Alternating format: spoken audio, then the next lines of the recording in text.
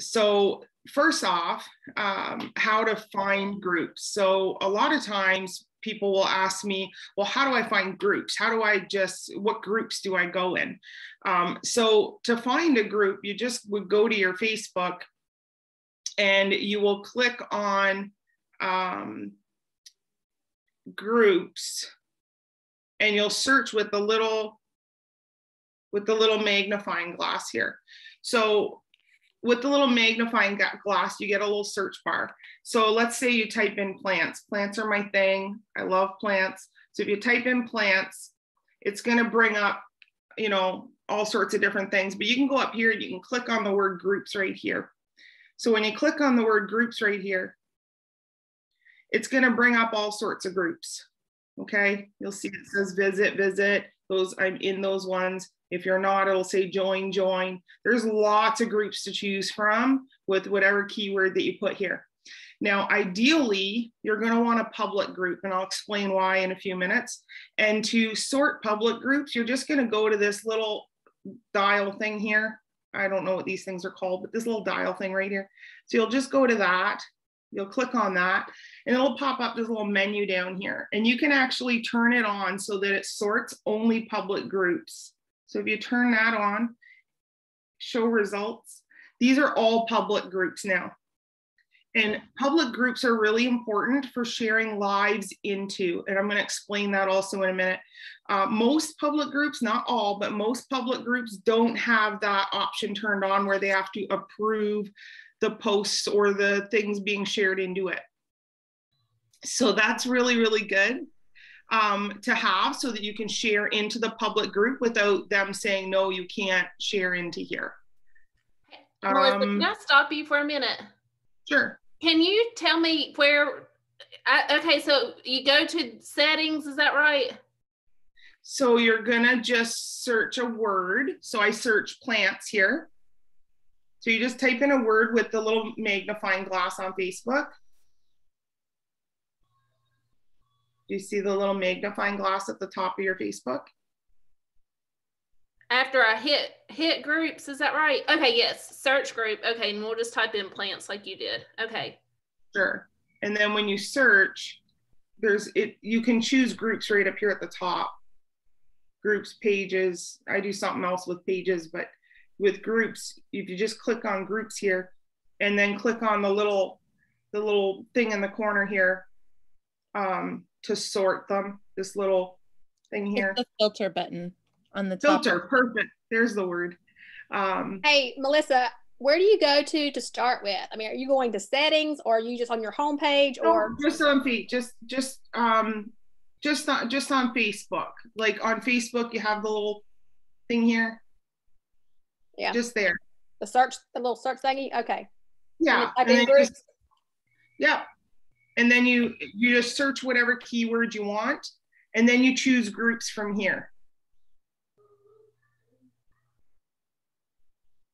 Do you see that, Amanda? Yeah, I see the groups. I just don't know how you find where you went to find if they were public. We're going to sort them as public. So once you click on groups, okay. Do you see the little filter thing up here? Oh, the little two lines things. Yeah, it looks like two little lines. Amanda has one circle on the left end of it, one circle on the right end of it.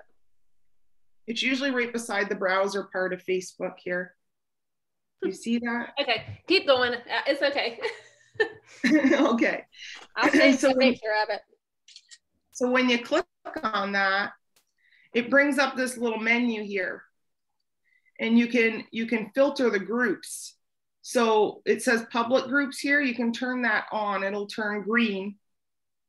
And then you click show results, and it's going to show you only public groups. So you can see I'm in these ones. They say visit because plants are my thing. So I'm in these public groups here.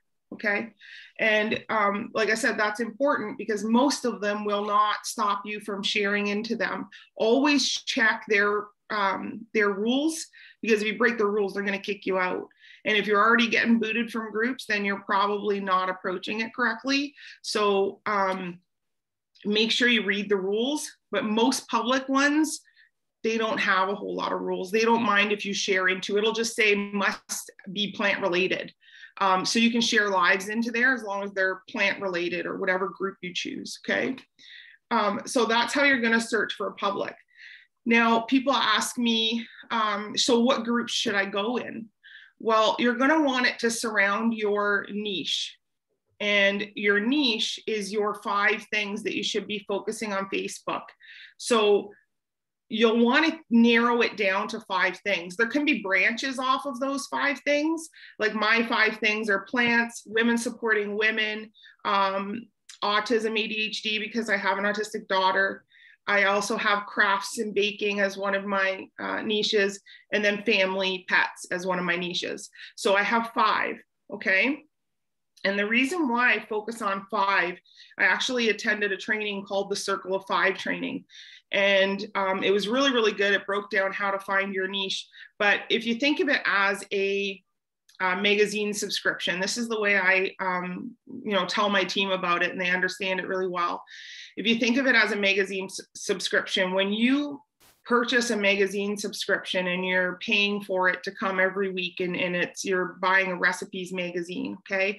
And that recipes magazine comes every week and you cook from it and you love it and it's your thing, and that's why you follow this magazine. You really love the recipes on it. That's kind of like your Facebook. People don't pay money for your Facebook, but they pay in time spent on your Facebook, and time is more valuable than money. So they give you their time. So we have to respect their time. So they're subscribing to you with their time, okay? You don't go to your Facebook every day and go, oh, I wonder what I'm doing today. Your Facebook isn't for you. You're not going to see what you're doing that day, right? It's for other people to see what you're doing. So when you narrow it down and you talk about the magazine subscription, if you had, let's say you posted recipes on your Facebook all the time and you have a bunch of people that follow you because of that, that's why they chose to follow you, they love your content.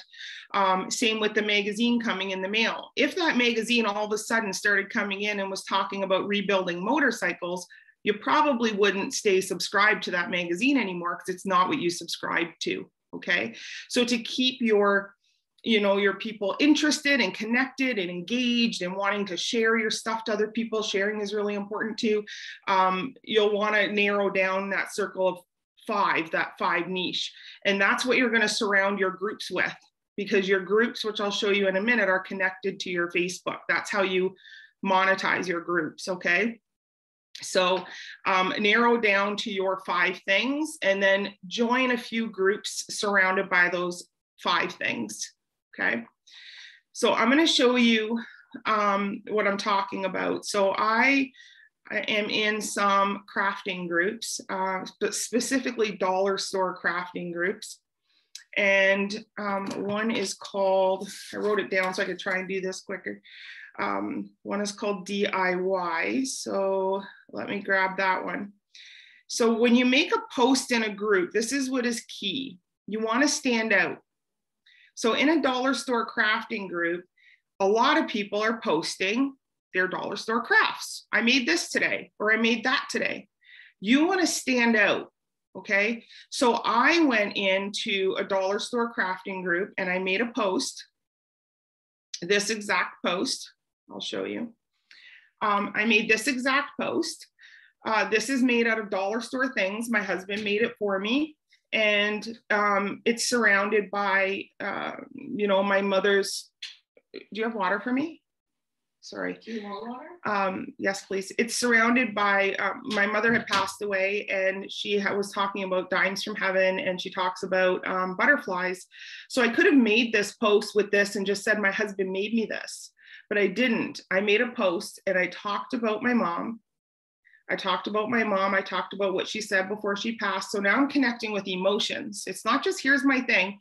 I'm connecting with emotions. Emotions are key in this industry, key, even before groups. So here I'm connecting with emotions, okay? So while everyone else in this group is getting, 20 comments, 25 comments, this one post ended up with 3,800 reactions and 429 comments. Because I'm connected with emotion, okay? So these people right here are now going to say, they're going to comment on here. Some are saying, I have a mom named Sue. Some are saying, you know, my dad passed away, whatever it is. Now I'm building a relationship with them very, very quickly because I've already connected with their emotion, right? So I'm building a relationship very, very quickly with them. When someone comments on your post, the very first thing they do is they look at your profile. So your profile also has to be set up properly. Okay, it has to be clean. It has to be set up properly. And if you're making a post in a dollar store group with this, you better well have a post on your Facebook that connects to this. So when I posted this day, I posted the same picture on my Facebook with the same kind of story, but I tied in the business and I tied in the product. So they read this, I got 429 comments. Then they went to my Facebook and they started reading my stuff on my Facebook. Okay. Okay, quick question for you. Yeah. So question, tell me how you tied that post, because to me, it's like a super meaningful, talking about your mom and all the things. And how did you tie that into business? So I did a live on my Facebook. I actually do several lives on my Facebook talking about how this industry, you know, has changed my life. And I talk about the fact that the last 4 months of my mother's life, I couldn't get 5 minutes out of work. I worked every single day. I missed her whole last 4 months of her life because my corporate job wouldn't let me leave. So then when she passed away, they fired me a week later. So they made me work 16-hour days. I visited her at night. I didn't sleep for 4 months. So when I tied that post in, I talked about that, how I'm so thankful for, you know, this industry that I found that's enabled me to stay home with my children, and I'll never have to make that decision again, family or job. And you can tie anything, especially with this product in this industry, you can tie anything with the product or the business, depending on your story. It's all about having a connection to your story and to you. It's all about being raw and real and authentic and genuine, and doing that also in groups, not just going in groups and friend requesting a million people and just posting and just being spammy or talking about product. Like I never, ever, ever mention the word coffee or business or product in groups ever. That's why I never get kicked out of groups, because I don't do that. And what happens is, I'll show you exactly what happened. So what happens when I make a post like that, and this isn't the only one, I've had several, but this is just the one I choose to show and talk about. So I'll show you an exact example. This lady read that post, and this is the message she sent me that day, okay? Hi, Melissa, I accidentally, or was it, saw your post about your craft your hubby did for you. I found we have a lot in common. I'm interested in learning about what is in your cup. Thanks in advance. Because she looked at the post in the group, she went directly to my Facebook, she saw the post on Facebook, I connected it to product and business, she then scrolled through and I could see my notifications. I could see this lady, Leanne, liking this post, liking this post, liking this post, and then friend request me. You can see it happening right in front of your eyes. It's pretty incredible. When you connect it correctly, you see it unfolding. When I make a post like that and I connect it to my Facebook, I spend the day going, oh, 2, 3, 4 likes, friend request. 2, 3, 4 likes, friend request. It literally is, it's duplication. It's the same thing every time, because I keep connecting them together, regardless of the kind of group, regardless of what you're posting about. You know, I do it in plant groups. I post about my greenhouse. I get thousands of views, and people say, oh, it's because you have a greenhouse. Anybody can make a dollar store craft. It has nothing to do with what you have. It has to do with connecting with the emotions of people, and then them looking at your Facebook, and your Facebook being set up so that they want to look further. And that all comes down to having that, those 5 things, those 5 niches. If you're in a pit bull group and you're talking about pit bulls and they go to your Facebook and they don't see any posts in the last 2-3 posts about pit bulls, they're not even going to keep going. They won't even keep looking. They want to see that you love your pit bull. They want to see you post about pit bulls. So depending on the group I'm posting in is what I post about that day. If you see on my Facebook that I've posted about plants, then that day I've posted in a plant group. If you see on my Facebook I've posted crafts, then that day I've posted in a craft group. They always connect. And I don't post every single day in groups. I do it, I'm in several groups. So each group is probably once a week or once every 2 weeks, depending on the group. Some are more engaged than others. But that's what's going to get that connection from groups to your Facebook.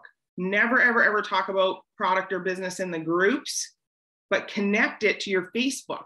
They're going to see the same post. They're going to see the same picture, but there's more words. So they're going to read it because there's more words. People are curious. That's what we build the whole business around, right? Is curiosity. People are curious. Well, how come this one has twice as many words than this one? I better read this one. And they're going to see that you've connected that, and they start asking questions. They start following you. And that's just with posts. If you look at lives, I'll show you lives. So I have my daughter doing crafts, and I'm sharing the crafts into the dollar store group because it's public. So I can share it into the dollar store group. So my daughter, this live is on my Facebook as well, and I'll show you. So it's the same thing. I share it into the dollar store crafting group because it's a craft.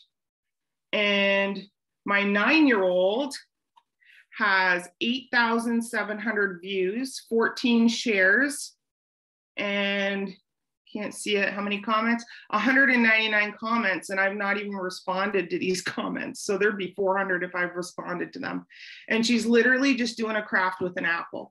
Anybody can do this. It's just connecting with the emotion. She's on there, she's super cute. She's saying, what color socks are you wearing today? Or how many kids do you have? And that connects with people. They're like, oh, I have 4 grandkids, or it's engaging them, right? So my 9-year-old, who has no clue that she's got 8,000 views, she'd probably faint. She's not doing anything different than what anybody else can do. And this is to prove that anybody can do this, because I'm all about, I teach by showing. I don't just tell, I teach by showing. So when people say, oh, it's because it's this. Oh, it's because you have influence. My daughter's 9. She's never done a live before. She doesn't have any influence whatsoever. So I said, okay, Isabel, go live and show your craft. 8,700 views and hundreds of comments. So now these comments, when I click on these comments from these people all came from groups. So these people are not friends with me. Guess what's going to happen over the next few days with these hundreds of people? They're going to be friends with me because I'm going to start engaging with all these comments and friend requesting them. Because they're saying, great job, I want to see more, I can't wait till your next one. Great, I'm friend requesting all of them. And then as I make posts, they see my curiosity posts and my lives. It all intertwines together. But the key is getting in the group, public ideally, and standing out. Don't just say, here's my craft. Stand out. Connect with their emotions. Make sure that your Facebook is set up, because if you're posting in groups and you're getting tons of engagement in groups, but there's nothing on your Facebook to get them to see, to connect with and engage with and want to see more, you're spinning your wheels in groups. You're not going to get anywhere, because you got to get them out of the group and on your Facebook. Because if you start prospecting inside the group, you're going to get kicked out. That's hands down, you're going to get kicked out. People will report you. So let me take a look if I missed anything or if anybody has any questions about anything. Yeah, stand out, be vulnerable. The more vulnerable you can be, the better. Oh, and with the dollar store groups or any group that you're in, if you make a post that does really, really, really well, find another group the same and post it again. That post that I made of my mom's dimes from heaven, I've posted that now in 4 different dollar store groups. I've said right on it that this is the 4th group that I've posted this in. Everybody's loved it so much, so I want to share it with everyone. And I have hundreds of comments and thousands of reactions on that same thing. So it doesn't take extra work. It doesn't take a lot of extra work to go in other groups. Just find the same group. There's DIY crafting, there's dollar store crafting, there's Dollar Tree crafting, there's just whatever keyword you use, you can find thousands of groups. So if the post does really well, it'll do really well in the other groups of the same category. So I just copy and paste, put it in the next group, and then do the same thing. I'll paste it on my wall, same thing, or I'll bump it up or repost it. I wait a few weeks. I don't do it in the one group and then the next day and the next day and the next day. I'll do it like a few weeks later or a month later. And then I will repost it on my Facebook wall, because reusing your content is great. 2% of the people are seeing your stuff. So I reuse my content often. You know, we don't have to be recreating incredible content all the time. I reuse it. I've reused my story. I have a written out story of mine. I've reused it probably a dozen times, and I still get hundreds of comments and lots of different people seeing it. Because my Facebook's always turning over also, because just from that one, my very first post in that DIY dollar store group, I got at least 50 new friends, 3 new customers that bought Dose, and that girl Leanne that first messaged me is now a brand partner with us from one post. And as you continue to do that, it continues to happen. Just understand that it is work. It is work, but I would rather the work in a group than a whole other platform. I don't do well on other platforms I've tried. The only thing I've done well with is a squishy potato on TikTok, and that's the only thing that's ever gone viral for me. A 2-second squishy potato that's got 150,000 views. It's ridiculous. But yeah, groups are the way. Groups are the way to connect. Some of these groups have 150,000 people in them, and they're all at your disposal if you just, you know, connect and be authentic and raw and real with people, and then they'll connect with you, and it'll work out from there. Do you find it that you should look for groups that do not have 150,000 people in them, like a smaller group, so that your post could possibly be seen better, or what? The key with groups is how many posts are in there a day. It's not really how many people are in there. If you see a group that's got 400 people in it, but it's like 1 post a day, it's not active enough. It's about how active it is. You know, I find the groups that have a lot of people in them, I get a lot of traction in. I find a lot of the groups that have a small amount of people, they get that group protection click mentality that's hard to crack, especially mom groups. I don't engage a lot in mom groups. They're very, very protective of each other. They will get you. Mm-hmm.